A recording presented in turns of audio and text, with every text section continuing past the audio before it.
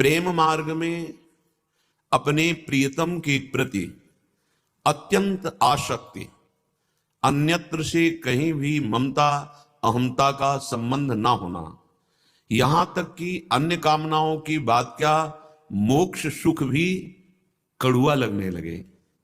अर्थात परमानंद अखंडानंद, मेरा जन्म ही ना हो, मैं मुक्त हो जाऊं, ये परमार्थ के पथियुक्कों की प्रबल लालसा होती है। पर प्रेमी जन इसको भी स्वीकार नहीं करते। हमें पग पग पर भले कष्ट मिले, हमें बार बार जन्म और मरण का दुख मिले, पर हे प्राणाराध्य, आपका स्मरण, आपकी प्रीति कभी न छूटे। ये बड़ा अलौकिक मार्ग है।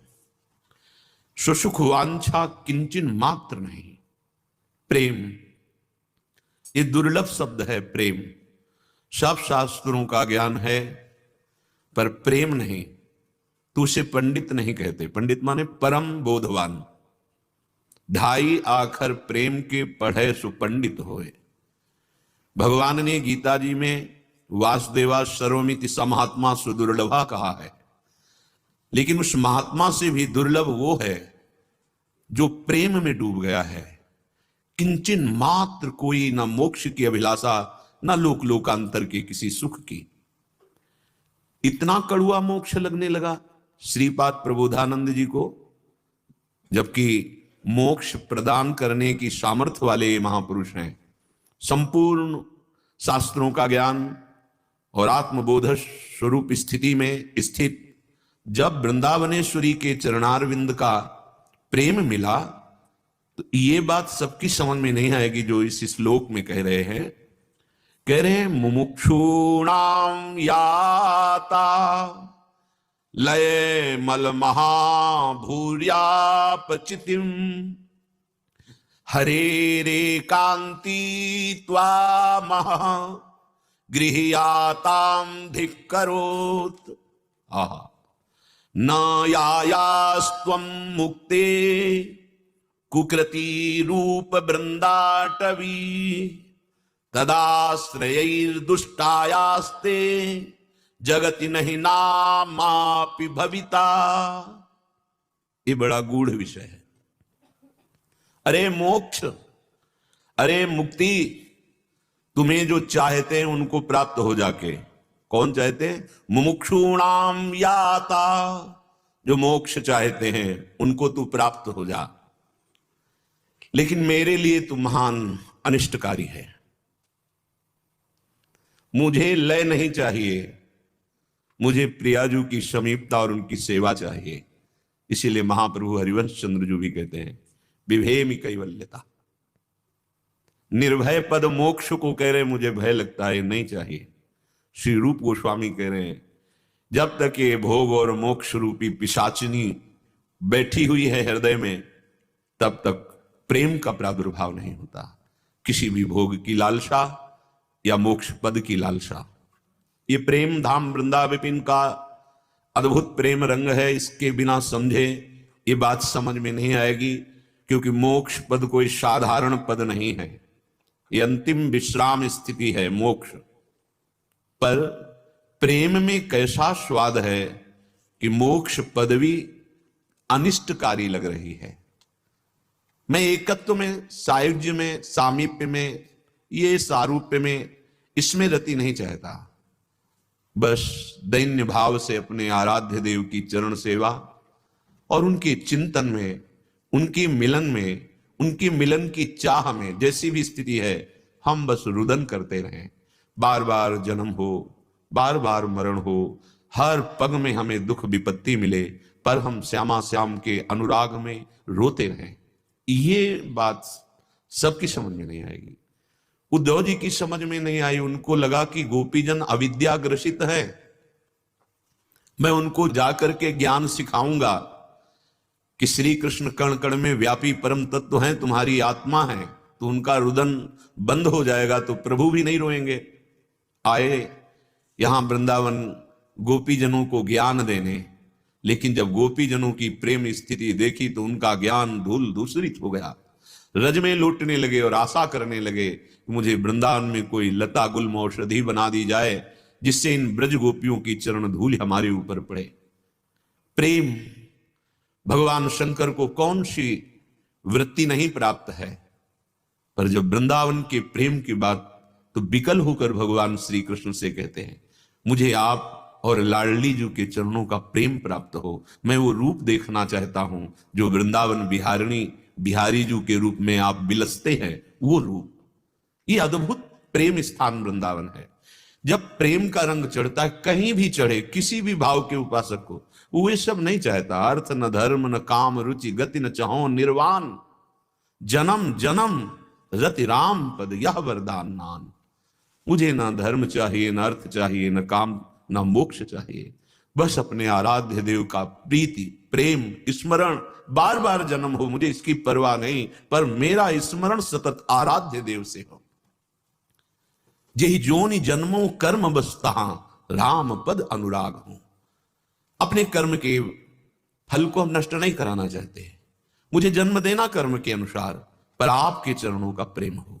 यत्र यत्र मम जन्म कर्म भीर नार के परमे पदे अथवा राधिका रति निकुंज मंडली तत्र तत्र हृदय में विराजता। हे स्वामिनी, आप सखियों के सहित लालजू के सहित मेरे हृदय में विराजमान रहे। मुझे चाहे नरक या कहीं, इसकी परवाह नहीं।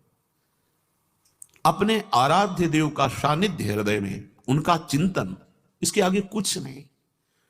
प्रभु उसके हृदय को अपना निजी स्थान बनाकर सदैव रहते हैं, जिसके हृदय में कोई कामना नहीं, न स्वार्थ की न परमार्थ की। परमार्थ व्यवहार बनो कि ना बनो, व्यवहार बने ना बने, लेकिन कह रहे परमार्थ भी बने ना बने, क्योंकि परमार्थ का फल मुझे मोक्ष नहीं चाहिए, मुझे अपने आराध्य देव की आसक्ति चाहिए, उनका प्रेम चाहिए।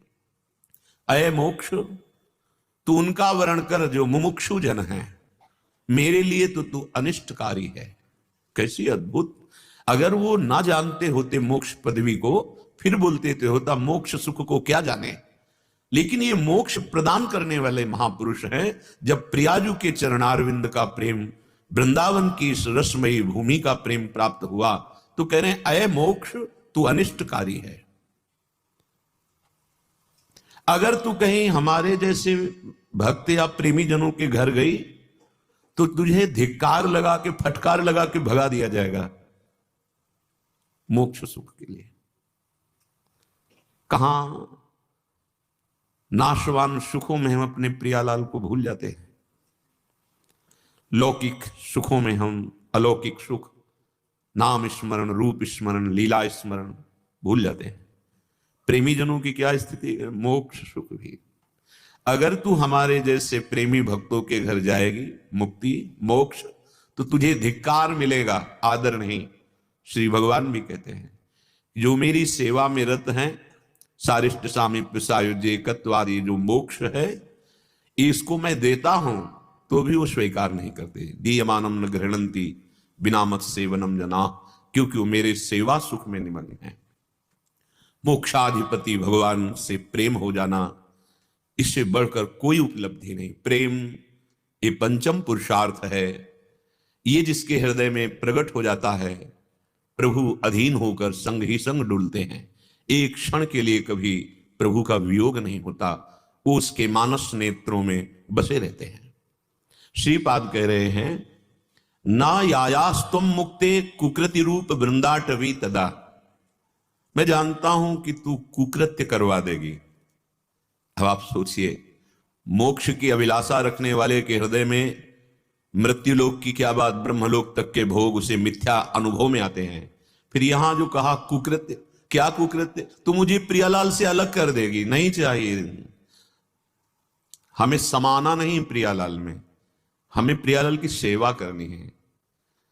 ये प्रेमी जन ही जान सकते हैं, दूसरा नहीं। अगर कहीं ज्ञान मार्ग का पथिक सुनेगा तो उसको लगेगा अविद्या ग्रसित वाणी है, अभी ये जानता नहीं है।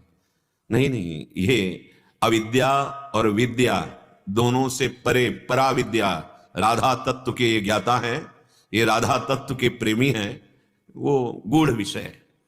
कह रहे हैं कि मैं तुझे स्वीकार नहीं कर सकता क्योंकि तू कुकृत्य कर देगी, कुकृत्य मेरी प्रियाजू से अलग कर देगी। ये प्रायः वृंदावन के महान प्रेमियों का ऐसा ही हृदय होता है। नहीं चाहिए धर्म अर्थ काम मोक्ष, बेकार है हमारे लिए।